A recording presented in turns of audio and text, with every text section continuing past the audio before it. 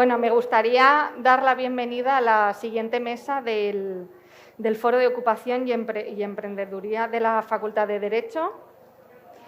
Voy a moderar esta mesa sobre las salidas profesionales en el ámbito internacional y, bueno, antes de comenzar me gustaría agradecer a la profesora Carmen Azcárraga que no ha podido estar aquí, y digo no haya podido estar aquí porque eso me ha permitido que yo sí pueda moderar esta mesa y estar rodeada de personas ilustres que os van a informar sobre qué salidas tienen a nivel internacional y qué futuro podéis tener.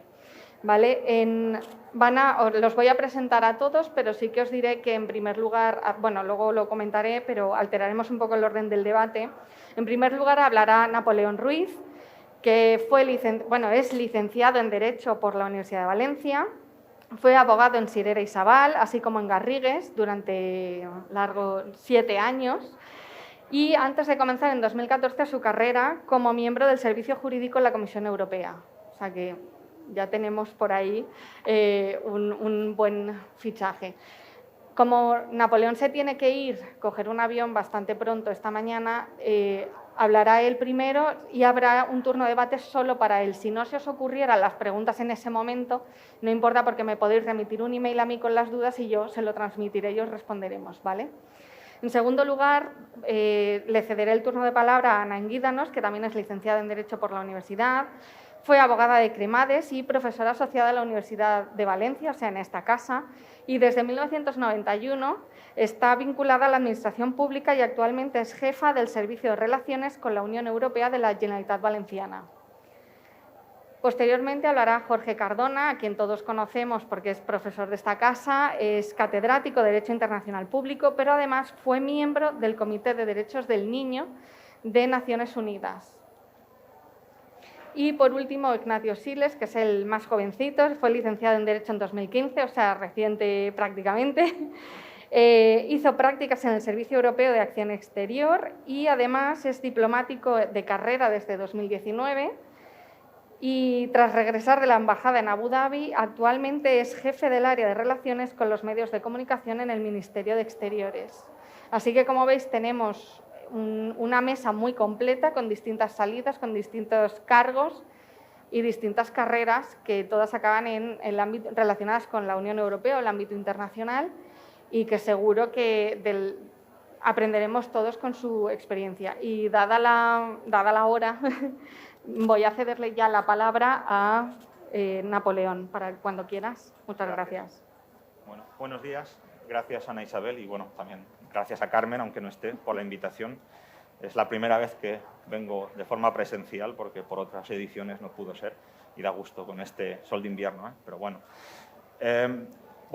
Voy a contaros muy rápidamente la trayectoria profesional, aunque has hecho un buen resumen, sobre todo pues, para dar la idea, el ejemplo de que aquellos que os interese el ejercicio profesional o que os guste la práctica del derecho y que tengáis cierta vocación europeísta, el ejercicio no se agota en Valencia, no se agota en España, y existe la posibilidad de ejercer pues, en otras plazas y, en el caso del derecho de la Unión Europea, sobre todo en Bruselas. Y como Ana Isabel ha dicho, pues me licencié hace más tiempo del que me gustaría, y como me imagino que os pasará a algunos de vosotros, pues tampoco tenía una idea muy clara. En fin, sí que sabía que me gustaba la Unión Europea, el proyecto europeo, pero tampoco tenía una idea muy precisa de lo que quería hacer. Y, de hecho, estuve unos años ejerciendo en Valencia, en un despacho local, y bueno, la verdad es que me dio una experiencia bastante útil para tener una visión práctica del derecho, al mismo tiempo que pues hacía el diploma de estudios avanzados, la tesis, y perfeccionaba el inglés, porque sabía que en algún momento pues, me gustaría continuar mi carrera fuera. Y en su día, hablando con, entonces catedrático, por desgracia no ya con nosotros, José Luis Iglesias, fue quien me aconsejó hacer un máster de posgrado en el Colegio de Europa, que es un instituto de posgrado que está en Brujas, en Bélgica, y es el que más solera tiene en cuestiones de derecho de la Unión Europea, aunque no es el único.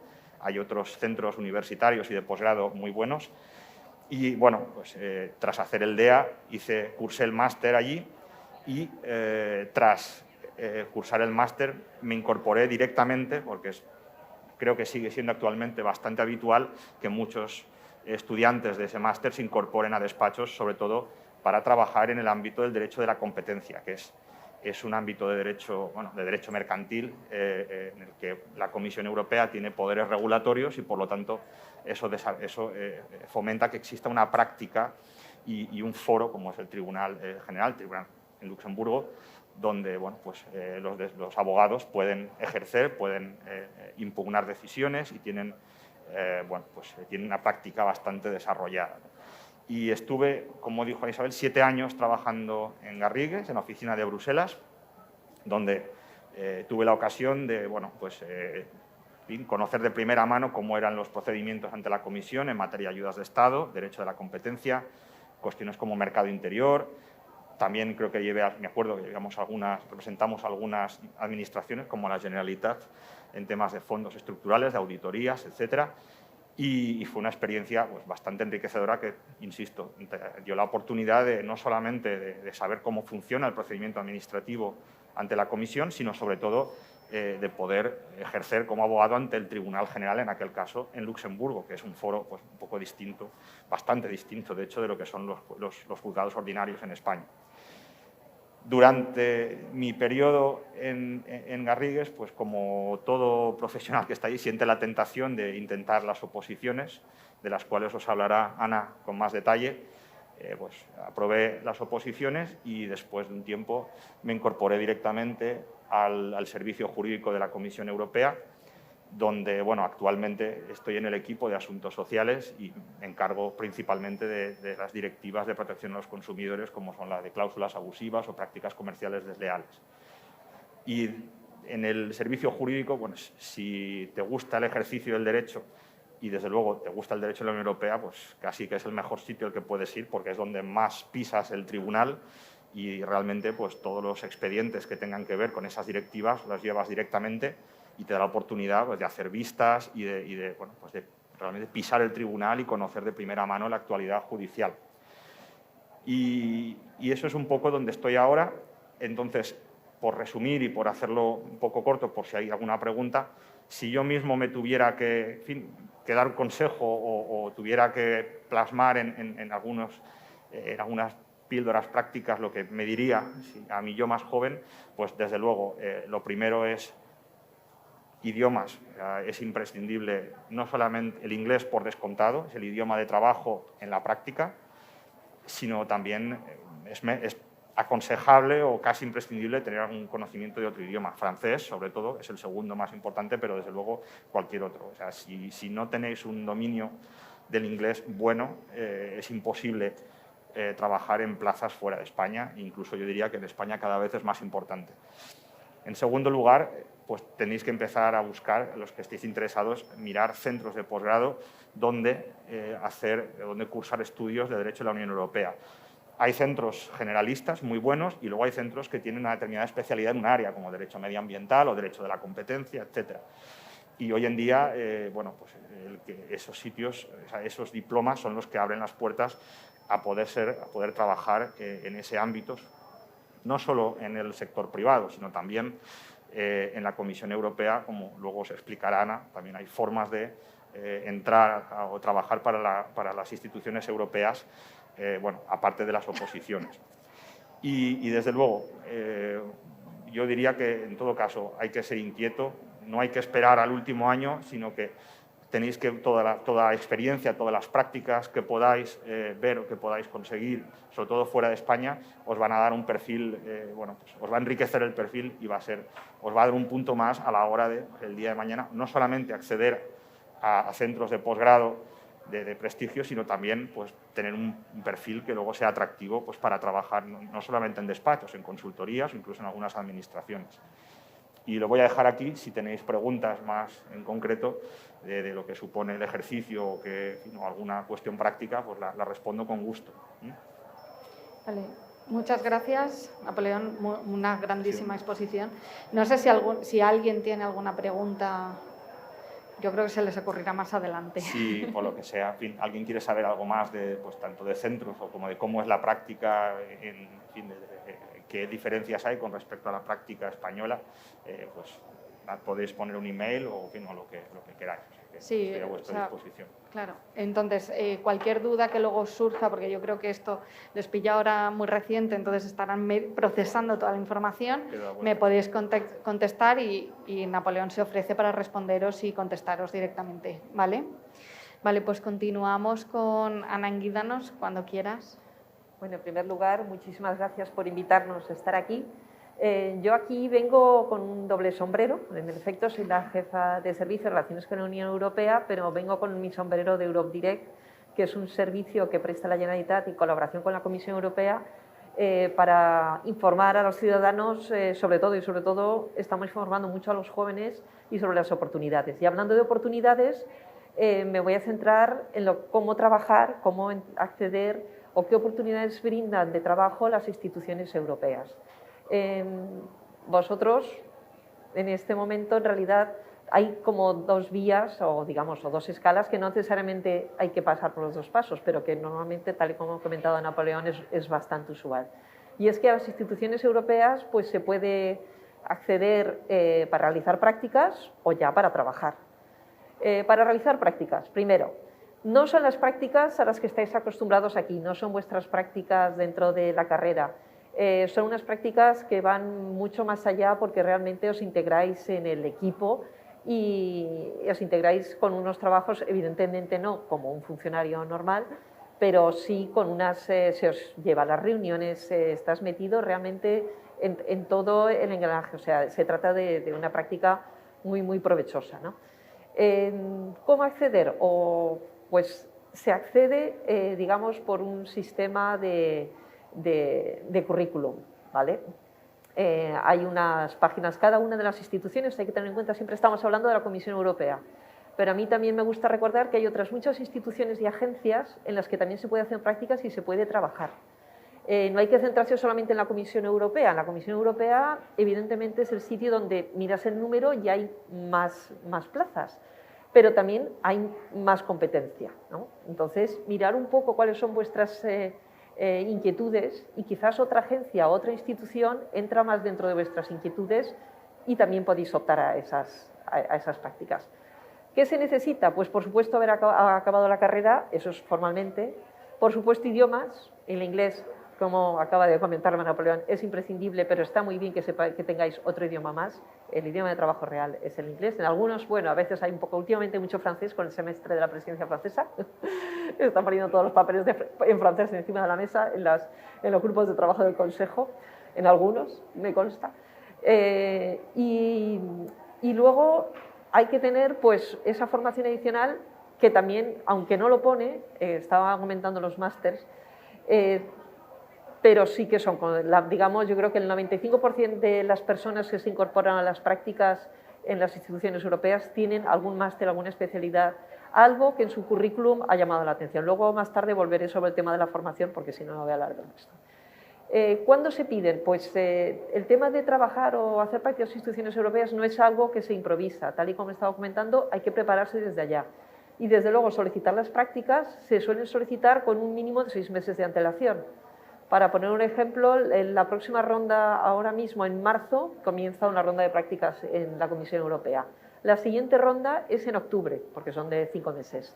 Para octubre ya está cerrado, o sea que os tenéis que planificar mucho en las solicitudes. Es ir pensando con una visión a medio o largo plazo, ir mirando, es decir, ahora es el momento de que os metáis en las páginas web, y en concreto hay una página web que os lleva a todo, que se llama EPSO, que es la Oficina de Selección de Personal de las Instituciones Europeas, y me voy a referir a ella más de una vez porque ahí tenéis todas las oportunidades, no solamente las de prácticas, sino también las de trabajo.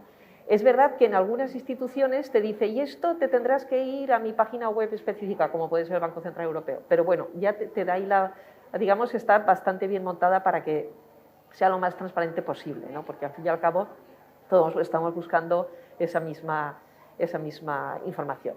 Y eso sería desde el punto de vista de prácticas, que son 5 meses, bueno, algunas instituciones pueden llegar hasta 12 meses, vamos a decir la verdad, no en la Comisión Europea. Eso sí, tenéis que escoger bien, porque una vez que has conseguido una práctica en una institución, ya no eres elegible para ninguna más. Ya dicen, no quieren que uno esté encadenando una beca detrás de otra. Eso, el eterno becario, eso no. O sea, quieren ya que, bueno, tú haces tu práctica y a partir de ahí ya tienes que intentar entrar como trabajador. ¿Cómo se puede trabajar en las instituciones europeas? Pues en realidad hay diferentes estatutos. El que a todos nos suena más es ser funcionario, que es, digamos, es el estatuto mejor entre nosotros, es el estatuto de funcionario y demás. Pero hay que tener en cuenta que últimamente las instituciones europeas también tienen otras muchas maneras, otros muchos trabajadores, sobre todo hay agentes contractuales, ¿vale?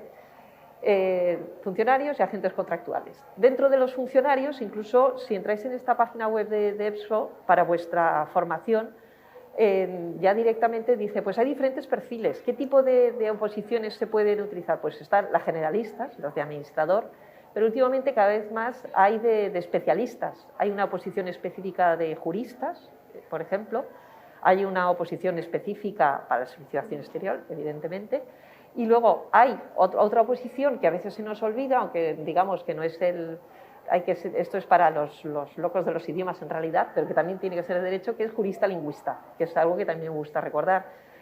Son aquellos que están traduciendo o repasando o revisando las traducciones de las sentencias. Necesariamente tienen que ser licenciados en Derecho. Que sepáis que para los que sean muy buenos en los idiomas, eso también es una opción profesional, que luego a veces pues incluso hay pasarelas para ir luego a administrador. O sea, que no es que uy, ya estoy ahí y ahí me quedo. No. ¿Vale? Entonces, esos son los perfiles que hay. Luego también hay perfiles de contractuales. Cuando os metéis en la página web de EPSO, veréis que son muchísimos, ofertas de trabajo, y pone entre paréntesis CAST, ese es el acrónimo. ¿Qué es esto de CAST? Son agentes contractuales. Son contratos temporales, evidentemente, pero digamos que puedes encadenar unos cuantos y normalmente es una manera de entrar, ¿no? Y ahora se pregunta uno, ¿y cómo entro? ¿Cómo consigo ser funcionario? ¿Cómo consigo tener un CAST? Pues son unas pruebas de oposición, o concours, como lo llaman ahí, y son unas pruebas que son bastante diferentes a las que estamos acostumbrados aquí.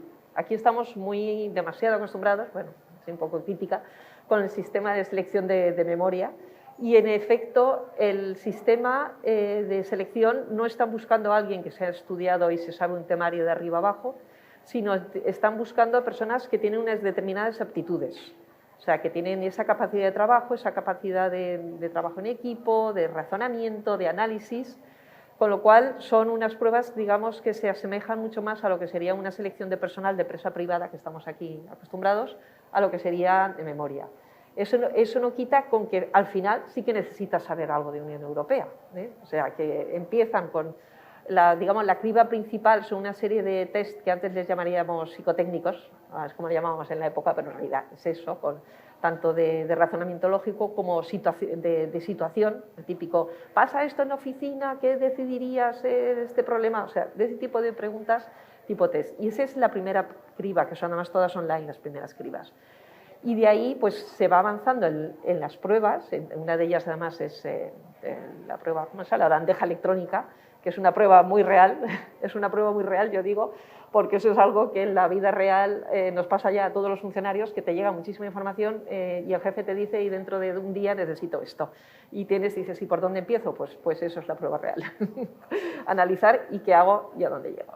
Eso, digamos, vas avanzando. Y finalmente pues se acaba también en un tipo de entrevistas, ya que ahí sí te llaman a Bruselas, en la que hay, digamos, es como los procedimientos de selección de personal que conocemos aquí, que incluso entrevistas en grupo.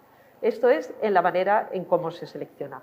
Una cosa a tener en cuenta, tanto en las selecciones que van destinadas a funcionarios como en las que van destinadas a contractuales, que no son exactamente lo mismo, hay menos exámenes para contractuales, es que cuando tú apruebas no eres funcionario. O sea, aquí estamos acostumbrados, he aprobado, ¡ay, qué bien! Vale. Yo conocí a un compañero que aprobó y se despidió directamente del trabajo. Yo dije, ¿qué has hecho? ¿Qué has hecho? Porque cuando uno aprueba no has aprobado para funcionario, sino que simplemente tienen derecho a llamarte como funcionario. Estás en una lista y a partir de ahí te pueden llamar. Te pueden llamar si alguien tiene un puesto y le parece que tu currículum es adecuado. Esto pasa también, por cierto, cuando piden las prácticas, que con esto de que no tengo la presentación, de pronto me salto cosas. En el caso de las prácticas es por currículum, y si el currículum les gusta, entras en una cosa que se llama el Blue Book, y por eso se llaman las prácticas de Blue Book, las de la Comisión Europea, Y de allí es de donde te llaman los servicios que dicen, tengo derecho a un becario. Miran la lista y dicen, ay, este me parece interesante.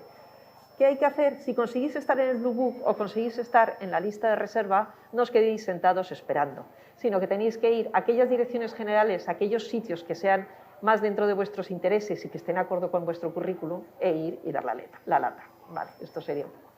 Y bueno, ya no creo que me estoy excediendo del tiempo. Una cosa sí que quería mencionar muy importante, formación. Formación desde ya, formación en idiomas. No os quedéis parados, formación no formal. El cooperar en ONGs, en trabajar en equipos, en estar en asociaciones, todo eso suma en vuestro currículum. Eso es muy importante. También, por supuesto, para esos puestos es muy importante esos cursos de posgrado, esos másteres. Aquí en la universidad tenéis uno, Napoleón ha mencionado el Colegio Europa, que sepáis que para el Colegio de Europa existen becas del Ministerio de Asuntos Exteriores. La Generalitat Valenciana tenemos 2, que son muchas. Lo digo, animaros, mirar un poco los requisitos y empezar a prepararos ya para conseguir requisitos para esas becas o para seguir esa formación. Y simplemente animaros a buscar información, estamos a vuestra disposición nosotros, Europe Direct, porque aquí estoy con el sombrero de Europe Direct, nos podéis contactar, pedir cita y os podemos ayudar un poquito más. Y el momento que ya estéis también en esas listas de reserva o en ese Blue Book, contratarnos a nosotros también, y ahora con el sombrero de Generalitat Valenciana, a nuestra delegación en Bruselas, y contactar también a la REPER. La REPER, una vez que estás en la lista de reserva, la REPER es la Embajada de España ante la Unión Europea, tiene toda una unidad dedicada a ayudar que haya ciudadanos españoles trabajando en instituciones europeas. Y bueno, yo creo que ya me he pasado y muchas gracias por vuestra atención. Muchísimas gracias. Yo creo que es súper clara la exposición, vamos, los has guiado, ¿no?, por el camino de la carrera, y es muy importante lo de que apruebas pero no eres funcionario, o sea, llama la atención pero es verdad. Entonces, sí. Las listas de reserva tienen una caducidad. Entonces, lo que ha dicho Ana tiene mucha importancia. No es como en España, que bueno, tienes plaza automática y tienes tu derecho a adquirir la plaza. Estás habilitado y tienes que moverte, pero sobre todo porque las listas no están abiertas indefinidamente. Entonces, quedarse, si por fortuna aprobáis, ojalá, desde luego hay que empezar a moverse y ser proactivos, porque normalmente tienen un plazo en torno a un año ahora.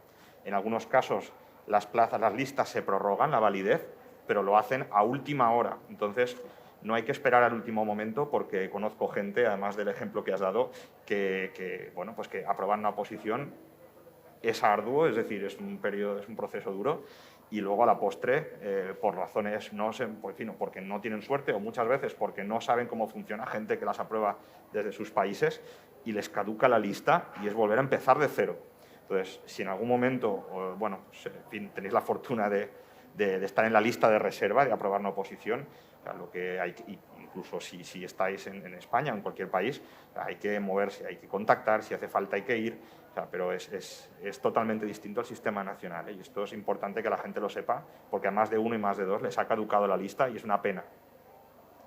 Y sobre todo después del esfuerzo realizado. Es un esfuerzo. Entonces, yo creo que os están dando unos tips muy, muy valiosos que si no estuvieran aquí ellos, que han participado en ese proceso y que lo viven desde dentro, no sabríamos, porque la gente de fuera piensa que es una oposición y que funciona como típica oposición, ¿vale? Bueno, como habrá tiempo para el debate, voy a cederle la palabra al profesor y catedrático Jorge Cardona para que cuando quiera pueda proceder. Gracias. Muy bien, muchas gracias. De lo que yo voy a hablar es subir un poco el nivel. Nos dejamos Europa y nos vamos al mundo, que es la Organización de las Naciones Unidas, ¿no? La ONU y el sistema de las Naciones Unidas. Como sabéis, es una estructura muy complicada, porque no solamente está la ONU y todos los organismos especializados, la OIT, la FAO, la UNESCO, el Fondo Monetario Internacional, el Banco Mundial, y las agencias y los fondos, el UNICEF, el PNUD, Programa de Naciones Unidas para el Desarrollo, es decir, el Programa Mundial de Alimentos. Es toda una red muy complicada. Yo os voy a hablar de cómo se puede trabajar en la ONU. La ONU es solo una parte de todo el sistema. porque luego cada una de las organizaciones tiene su propio sistema de reclutamiento.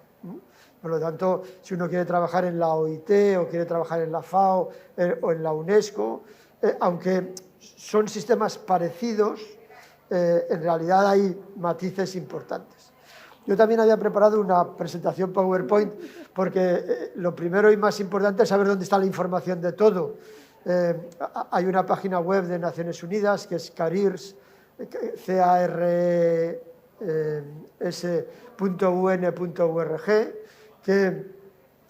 donde está la información de todo lo que yo os voy a explicar.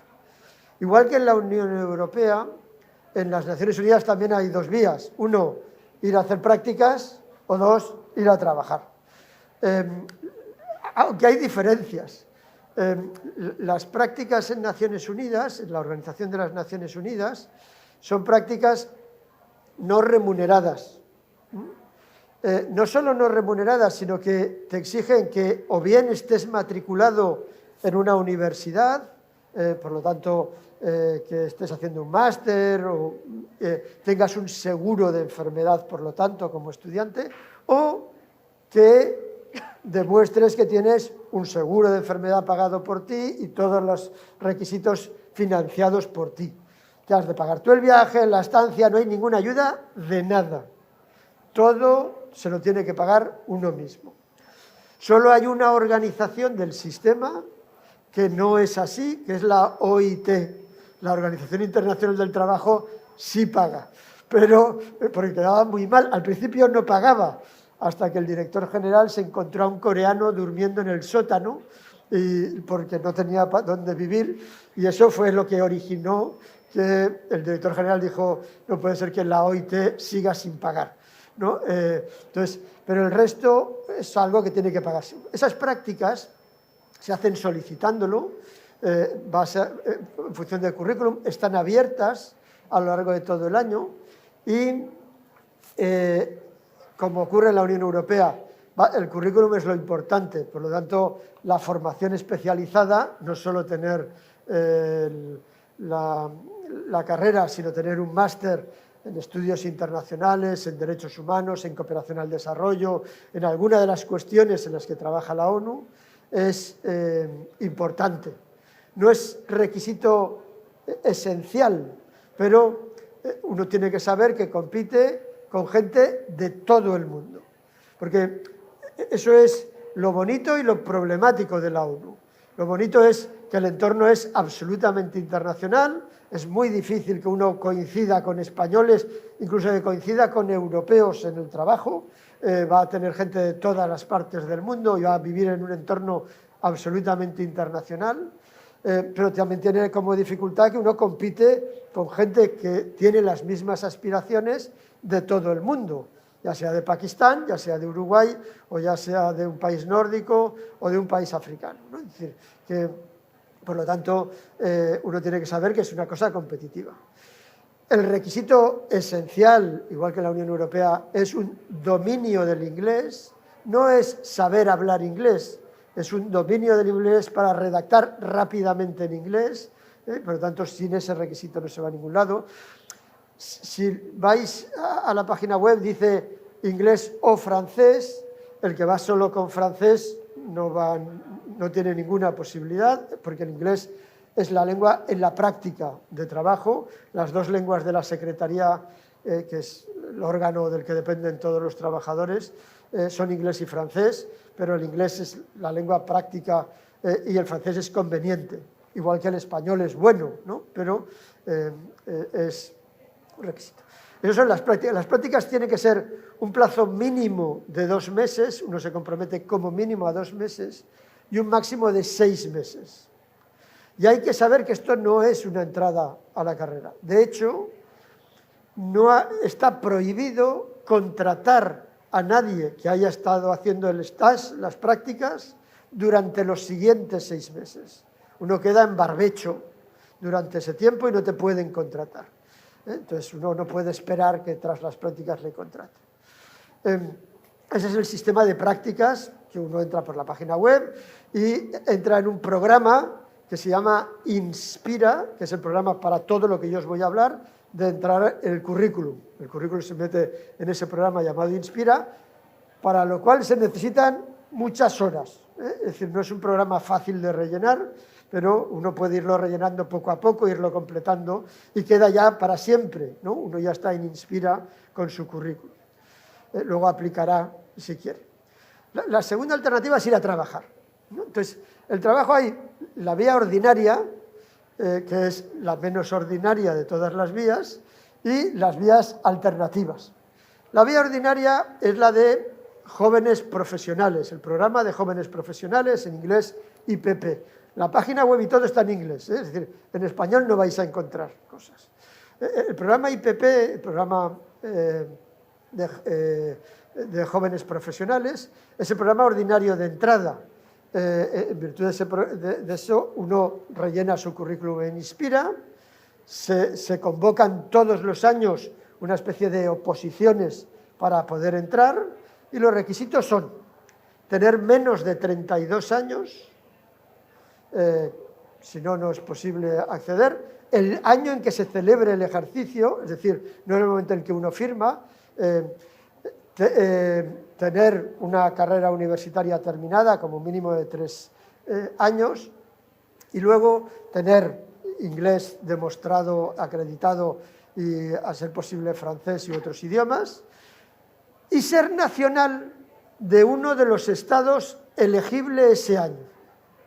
Y es que Naciones Unidas busca el reparto geográfico entre sus trabajadores, de tal manera que todos los años saca una lista con los estados subrepresentados o no representados entre los funcionarios de la ONU. Hace bastantes años que España no está en esa lista, pero podría salir, pero hay bastantes funcionarios españoles, por eso digo que es la menos ordinaria. La convocatoria de este año está abierta, termina el domingo que viene, y son 60 países donde están Vanuatu, Santo Tomé y las Granadinas, países Haití, Estados Unidos de América, Noruega, Alemania, porque de esos países hay pocos nacionales, pocos funcionarios, pero luego otros países pequeños y países en vías de desarrollo, ¿no? Entonces, la lista de países se publica cada año, aunque varios de los estados son repetidos año tras año. Bien, si un año entra España ahí y vosotros queréis hacerlo, pues el sistema es muy parecido al de la Unión Europea.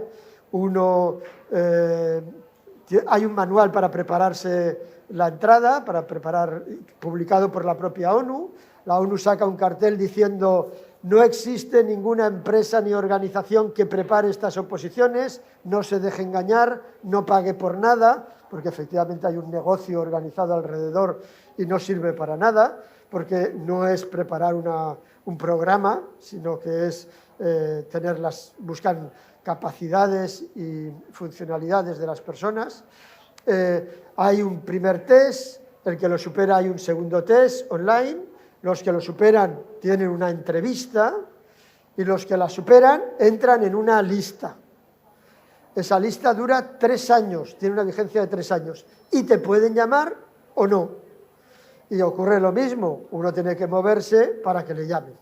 Entonces, ese es el sistema ordinario, pero que para los españoles es poco ordinario, ¿no? Porque hace tiempo que se dejó.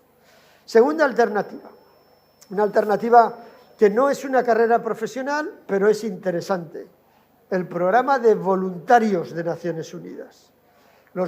Naciones Unidas tiene los funcionarios, que son los que han entrado por ese PPP, bueno, no todos, como ahora veremos, los funcionarios son aproximadamente, a fecha de hoy, 43.000. Bueno, pues todos los años sacan 8.000 plazas más de voluntarios. Los voluntarios es un contrato temporal para ir al terreno. Lo que os he explicado de jóvenes profesionales, suelen ir a las sedes de las Naciones Unidas están en Nueva York, Ginebra, Nairobi, Addis Abeba, Bangkok, espera que me he olvidado algo, Santiago de Chile, ¿Qué me olvido? No, el diplomático no me sirve para esto.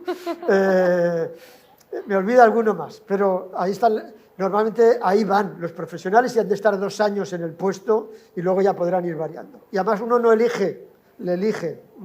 Entonces uno está, cuando se está presentando, dispuesto a ir a donde le manden. Los programas de voluntariado no. Los programas de voluntariado son para lugares concretos y uno concursa a un lugar concreto. Entonces, es un programa que puede durar, puedes sacar una plaza y lo anuncian para 6 semanas y otras hasta 4 años. Incluso hay algunas que son por 6 meses, pero luego se van prorrogando y si uno lo está haciendo bien puede continuar. Aquí no hay límite de edad, es un programa de voluntariado y lógicamente la remuneración no es como la del funcionario. Si alguien tiene alguna pregunta sobre lo que gana un funcionario de Naciones Unidas, tengo todos los datos con las escalas de lo que se gana. Lo que no es equiparable a lo que se gana en España porque no se pagan impuestos. Entonces, es neto el sueldo bruto. Bueno, te quitan un poco para las pensiones, pero no mucho. Entonces, ese es otro ámbito que es, bueno, estar en la página de Careers buscando los voluntarios, aunque estos tienen su propia página, que es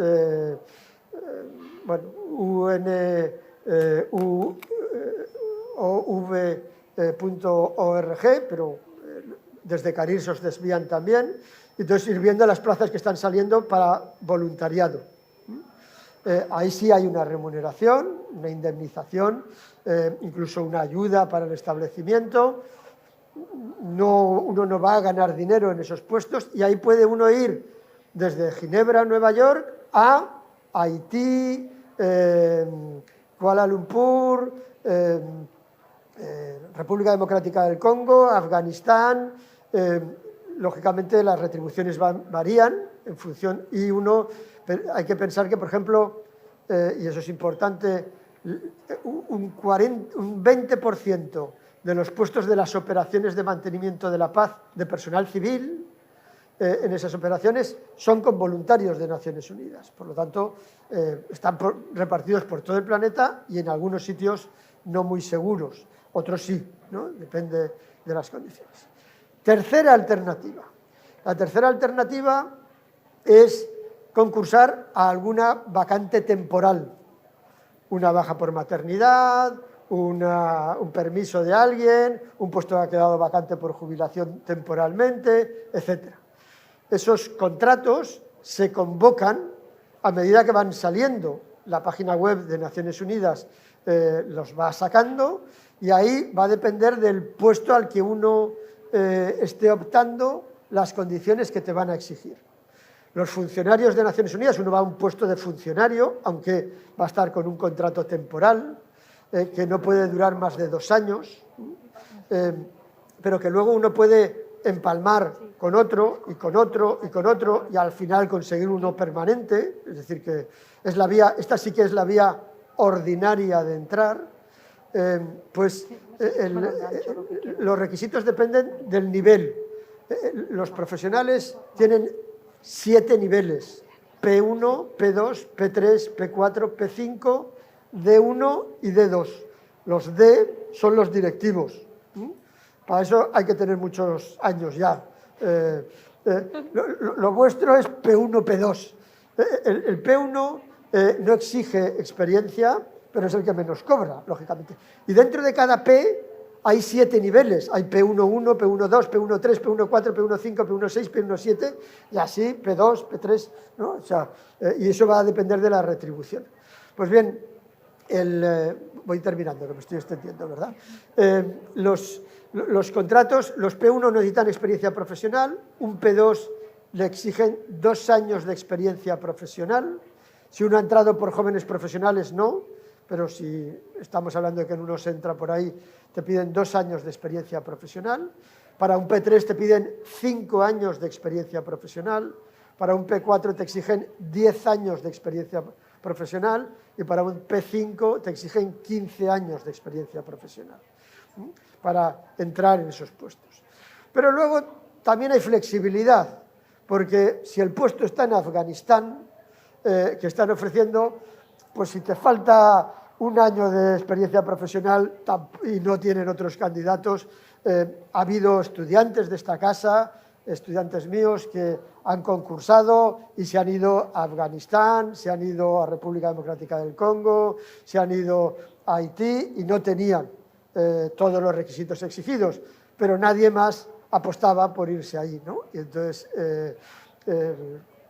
pues aplican flexibilidad, ¿no? Este es otro modo de entrar, que son esos contratos temporales. En todo caso, si alguien está interesado, aparte de las preguntas que podéis hacer después, yo le puedo proporcionar el PowerPoint que había preparado, donde no solamente estaban las páginas web, sino vídeos de la ONU explicando cómo se aplica, cómo se rellena el Inspira, y luego, y esto así me permite el paso, el Ministerio de Asuntos Exteriores tiene un departamento de funcionarios internacionales que fomenta que españoles sean funcionarios internacionales. Todos los meses actualiza en una página web el Ministerio todas las vacantes de todas las organizaciones internacionales que hay, no solo de la ONU, sino de todo el sistema de Naciones Unidas, de la Unión Europea, no, pero de la OCDE, del Consejo de Europa, y explica los requisitos que se piden y cómo y dónde hay que aplicar. Y además tienen en esa sección ayudan en muchas ocasiones para la gestión del puesto de funcionario. Es decir, que ahí los españoles tenemos que decir que nuestro ministerio se preocupa porque los españoles estén en puestos internacionales. Por eso nunca estamos en la lista de los jóvenes profesionales, porque hay mucho funcionario español internacional. De esta facultad, siendo a estudiantes míos, en los últimos 10 años, 15 son funcionarios de Naciones Unidas. Por lo tanto, yo llevo solo 15 años en esta facultad, porque estuve otros 15 en la de Castellón, aunque había estado aquí antes. Entonces, de los últimos años hay 15 que han conseguido entrar. María García, Cristina, en fin, un gran número de personas, o sea que no es algo inalcanzable, ¿no? Lo importante son los idiomas y las ganas de apostar y la formación. Vale, muchísimas gracias. Bueno, ahora, como vamos un poco más ajustados de tiempo, y luego prefiero dejar tiempo para el debate, después de tanta información y tantos detalles de la carrera, voy a dar paso a Ignacio para que continúe con su experiencia y su presentación, cuando quieras. Bueno, yo me llamo Nacho Siles, soy diplomático de carrera y mi objetivo hoy realmente es contaros primero a qué se dedica un diplomático y luego cómo se entra a la carrera diplomática. Primero, en la carrera diplomática se entra por oposición y en este sentido, sobre todo para vosotros que sois estudiantes de la Universidad de Valencia, os digo que la formación que se os da aquí es muy buena. Es decir, la formación jurídica es francamente buena y el día que empiezas a tomar los temas te das cuenta que efectivamente, indirectamente, te llevas preparando muchísimo tiempo para esto. ¿Por qué? Porque la oposición son 50 temas de derecho, 50 temas de Unión Europea, administrativo, constitucional, 50 temas de economía y 50 temas de historia.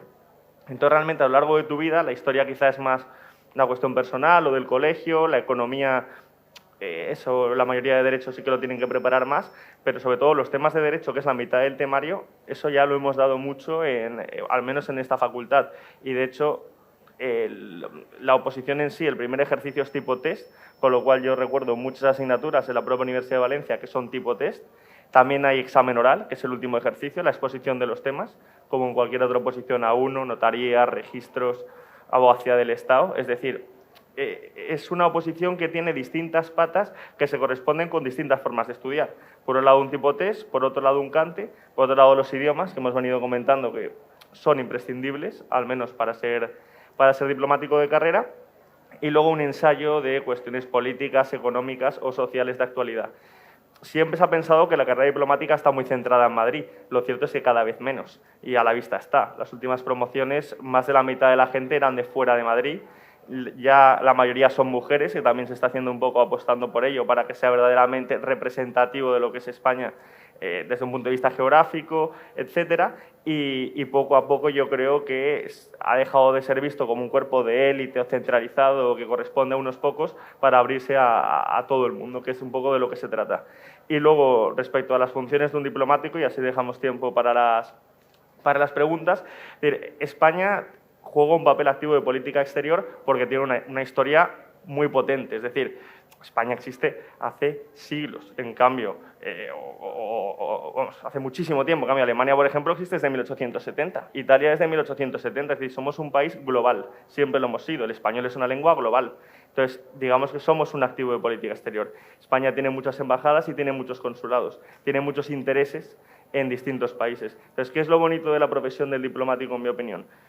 Primero, que es muy diversa. Hay gente que le interesa la cooperación al desarrollo, hay gente que le interesa los temas culturales, hay gente que le interesa temas económicos, temas sociales. Es decir, es muy posible primero irte a otros ministerios. Yo tengo compañeros que están, por ejemplo, en Moncloa, tengo compañeros que están en Casa Real como diplomáticos, en el Ministerio del Interior, es decir, es una posición y sobre todo luego una carrera muy vocacional y yo creo que no puede aburrir a nadie, en la medida en que si ya estás cansado del tema de cooperación puedes ir a lo económico, si estás cansado de lo económico puedes ir a temas de seguridad y defensa, es decir, es muy variado y por lo tanto muy heterogéneo y luego evidentemente tenemos, como sabéis, la llamada movilidad forzosa, que es que pasamos parte de nuestra vida en el exterior. Ya el cuánto depende ya de las circunstancias personales de cada uno. Entonces, nosotros en España los destinos los clasificamos en C, B y A. C son los más complejos, como Afganistán, por ejemplo. B, digamos, países medios. Y A sería Berlín, Londres, países desarrollados. Entonces, lo bonito es efectivamente eso, que puedes llevar a cabo una carrera consular, que es dedicarte realmente más al ciudadano, pues asistencia a presos, asistencia a detenidos, tema de visados, tema registro civil, matrimonio, por ejemplo, tema fundamentalmente político, que ya son más nuestras embajadas, y tenemos embajadas, pues la REPER que decíamos, la representación permanente ante la Unión Europea, 25 diplomáticos más o menos, y embajadas más pequeñas, que son las africanas, donde está el embajador con otro diplomático. Entonces, en el fondo, nuestra labor, ¿cuál es? Pues asistir a los españoles, representar a España, fomentar las relaciones con terceros estados, enterarnos un poco de cuál es la evolución de la política interna para reportar a Madrid. Es decir, tu objetivo realmente es enterarte de lo que está pasando y ayudar a los españoles que allí estén. Y realmente yo creo que la carrera diplomática es muy bonita en la medida en que la diplomacia, a la vista está, es un método básico para la resolución de controversias. Cogéis cualquier periódico, El País, por ejemplo, los primeros 10 páginas son de derecho internacional. Veis conflictos en Ucrania, veis conflictos en África subsahariana, veis conflictos en Oriente Medio, en cualquier punto del mundo, la diplomacia tiene algo que decir. Y yo creo que esto os permite, por un lado, tener una carrera internacional, también poder hacer carrera en Madrid, como os digo, en distintos departamentos y luego, bueno, intentar ayudar en lo que es la representación de España y la asistencia a los españoles. Más de 2,5 millones de españoles viven fuera de España, con lo cual hay mucha gente que tiene muchos intereses, empresas españolas que dan trabajo a muchísima gente. Es decir, España, yo estoy convencido de que es un gran país, por eso soy diplomático español, pero los intereses de España no se agotan dentro de España, sino que llegan mucho más lejos. Y ese es un poco nuestro objetivo, fomentar esos intereses, ayudar a los españoles, estar cerca de ellos. Y esto es un poco lo que os quería contar, tanto el acceso, que os dejo mi teléfono o...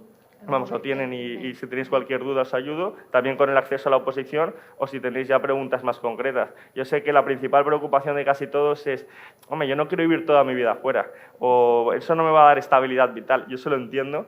Es verdad que tenemos, pues como os digo, es muy normal pasar años de tu vida fuera. No creo que sea necesario hacer ni toda tu carrera en España ni toda tu carrera fuera, pero digamos que es tan heterogénea la carrera y da tantas posibilidades que en el fondo ni eso es cierto y además que bueno, yo creo que a nivel personal es una opción muy bonita, con mucho respeto a todas las demás, de Naciones Unidas, Unión Europea, etcétera, que además, digamos, es transversal, porque os da la opción de ir a Naciones Unidas como diplomático español, de ir a la Unión Europea como diplomático español, de ir a la Comisión. O sea, es lo que más, en mi opinión, opciones os brinda o posibilidades os da dentro de todas las profesiones que existen, ¿no? Vale, muchísimas gracias.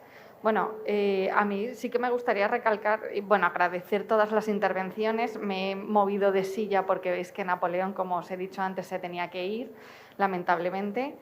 Y antes de abrir el turno de debate, sí que me gustaría reiterar mi agradecimiento por vuestra disponibilidad para venir aquí y aparte por las brillantes exposiciones. A mí me queda claro que primero necesitáis formación en idiomas, formación en posgrados y vocación. O sea, porque si yo, cuando decías, es que hay gente que no quiere vivir fuera, yo creo que si tienes esa vocación, no te importa sacrificar, entre comillas, o irte fuera, invertir ese tiempo en el extranjero haciendo lo que te gusta. Yo creo que cuando uno hace lo que le gusta, no es ni sacrificio ni tampoco un sufrimiento. Pero sí que es verdad que esa vocación la tenéis que tener y luego la formación. Y ahora abrimos el turno para si queréis realizar alguna cuestión, alguna pregunta.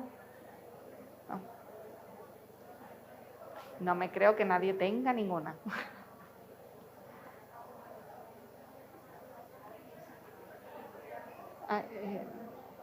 Mariola, no se oye.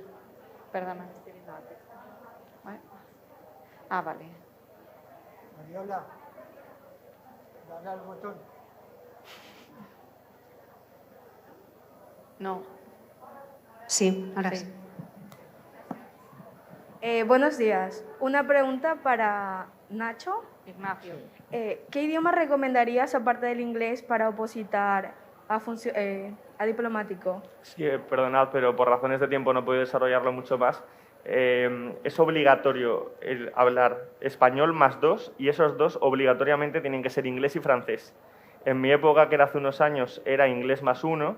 Yo, por ejemplo, entré con alemán, pues yo soy del colegio alemán, pero actualmente vuelve a ser obligatorio. Yo creo que es un paso atrás. Estamos de acuerdo que el francés es un idioma importantísimo, sobre todo en África, pero yo creo que ahora mismo aporta más un diplomático que hable chino o que hable ruso o que hable árabe que el enésimo que te habla francés. Entonces, ahora mismo es obligatorio inglés y francés, más allá de que yo no me parece que sea la mejor opción. En cualquier caso, y eso es algo que ya de paso traigo a colación, creo que es importante que os centréis en un idioma y que intentéis hablarlo bien. En este caso, si lo que queréis es carrera diplomática, inglés y francés, porque sí que es verdad, yo conozco a mucha gente que quiere empezar a preparar y muchos te dicen, no, hablo inglés, hablo un poco de ruso y un poco de chino. El un poco a estos niveles no sirve. Entonces yo creo que lo que tengáis claro, que lo llevéis al fondo y antes de abrir otro idioma, un cuarto o un quinto, que intentéis perfeccionar de verdad el anterior. Entonces mi recomendación, más allá de que el inglés es requisito sine qua non, es el francés, que intentéis darle caña al francés. Yo lo he dicho, la Universidad de Valencia, al menos para lo que es mi mundo, que es la carrera diplomática, prepara muy bien. Creo además que Valencia realmente es fábrica de buenos opositores, sobre todo notarías o abogado del Estado, que es lo que más se conoce. Diplomáticos menos, pero cada vez más. Las últimas promociones han entrado muchos valencianos. Pero lo que yo digo es, sobre todo, que os centréis en los idiomas y en concreto el inglés y el francés, porque son lo que se os piden al menos para esto. ¿Alguna otra pregunta? Vale.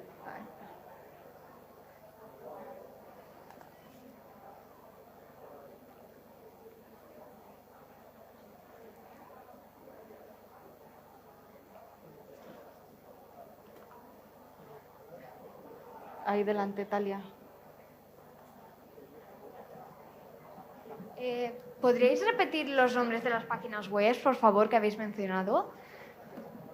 A ver, como son complicadas, si queréis, por mayor agilidad, porque a lo mejor repetirlas es difícil, podéis enviarme un email y yo las pasaría por escrito. Intentaremos que se suban a lo mejor a la web esas páginas o esos enlaces para que todos podáis acceder y tengáis esta información a mano y más disponible, ¿vale? Porque ahora os las pueden repetir, pero han dicho un montón, como la EPSO o el profesor Jorge Cardona ha dicho... ni siquiera yo me la sé. Entonces, casi es mejor que lo centralice e intentemos colgar la información o remitíroslas, ¿vale? A través del correo, si os parece. O sea, con independencia de si queréis repetirlas, no hay problema, pero es que como habéis dicho un montón, creo que es más fácil y muchísimo mejor pasarlas, ¿vale? ¿Hay alguna otra cuestión? Vale, al fondo hay una, sí, no la estaba viendo. Hola, ¿qué tal? Soy Amparo y es una pregunta para Nacho. Es sobre el tema de prepararte la oposición, ¿crees, o sea, es recomendable tener que ir tanto a Madrid o Barcelona, que tienen escuelas diplomáticas, o se pueden hacer, si somos de Valencia, desde Valencia o cualquier otro punto de España? Y luego también todo el tema de, si en el caso que quieras decidir opositar, o sea, ¿cómo eliges un preparador o no? O sea, ¿cómo...? O sea, me refiero... ¿La segunda Sí. cuál es? Que sí, a ver si lo he entendido yo, sí, para la ¿Cómo hiciste oposición. preparador? ¿Fuiste un preparador o no? Vale, pues mira, yo creo que el coronavirus ha cambiado muchas cosas, entre ellos pues, el teletrabajo o la opción incluso de preparar las oposiciones a distancia.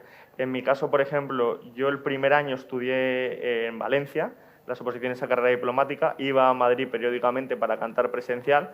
Además, aprovecho y ya lo cuento, yo fui a un colegio mayor que está muy bien en Madrid porque es exclusivamente para opositores y es del Ministerio de Cultura. Entonces está completamente subvencionado, pagáis una cantidad relativamente simbólica y lo bonito es que pues, coexistís con otros pues, preparadores A1 del Estado, abogados del Estado, notarios, registradores y luego pues, hay un muy buen ambiente y sobre todo un ambiente de estudio absoluto. Eso por un lado. Entonces, ¿es necesario estar en Madrid o Barcelona? Perdona, el César Carlos, Colegio Mayor César Carlos, sí. Y luego, respecto a si es necesario estar en Madrid, no lo es. Recomendable hasta cierto punto. Sí que es verdad que en Madrid hay más información porque hay más opositores, pero lo suyo es que vuestro propio preparador os cuente las cosas como son. Y ahora hay una buena noticia, que es que la escuela ha hecho público un temario. La Escuela Diplomática ha hecho público un temario de carrera diplomática que nunca había pasado. De nuevo, yo estoy también en contra porque lo bueno es que cada uno se haga su temario un poco, y era la idea siempre. Ahora ya hay un temario oficioso, que es el que existe y bueno, en principio es sobre el que se pregunta. Entonces, recomendable quizás sí, pero no, en ningún caso necesario y se puede preparar a distancia. Y respecto a la oposición, tenéis en Barcelona una academia que se llama el CEI. En Madrid hay muchas academias privadas. La propia Escuela Diplomática está ofreciendo ahora 30 becas anuales para preparar gratis tanto idiomas como los propios temas. Y bueno, eso es un poco el resumen. Claro, en la oposición necesitas 3 preparadores, uno de inglés, uno de francés y uno de temas. Esas son un poco de las complejidades. Espero haber resuelto tus dudas. Sí, seguro. Sí, muchas gracias. Vale, muchísimas gracias. ¿Alguna otra cuestión? No. Bueno, pues dada la hora que es, voy a cerrar la mesa, lamentablemente y con toda la pena, porque creo que estamos aprendiendo muchísimo y que os ha servido muchísimo. Y recordad, por favor, todos los consejos que os han dado, porque de verdad valen la pena y si no os hubiéramos tenido, dime. No, perdonad, de nuevo, aquellos que lo tengáis claro que queráis opositar a carrera diplomática, obviamente tenéis mis datos, pero si os puedo hacer otra recomendación más allá de los idiomas, es que estéis muy al día de los temas de actualidad, es decir, que leáis el periódico. Realmente, independientemente de que queráis hacer esto o no, ya a nivel personal, pero que cojáis El País, cojáis El Mundo, cojáis los principales periódicos y tengáis al menos una idea de política exterior, porque todo lo que pasa fuera de España nos afecta también a nosotros, sea en África, sea en el este de Europa. Entonces, si lo tenéis claro, que empezáis a leer, y a leer tanto en español como en otros idiomas. Yo recomiendo siempre The Economist o Le Monde Diplomatique, que verdaderamente, si os interesa, que procedáis en tal sentido. Vale, muchísimas gracias. Como veis, son muchísimos los consejos y os reitero mi agradecimiento y también en nombre de la Facultad de Dret que hayáis podido estar aquí, dedicar un tiempo dentro de vuestras agendas complicadas y repletas a nosotros y a nuestro alumnado, que seguro que ha aprovechado muchísimo vuestra experiencia y vuestra exposición. Muchísimas gracias.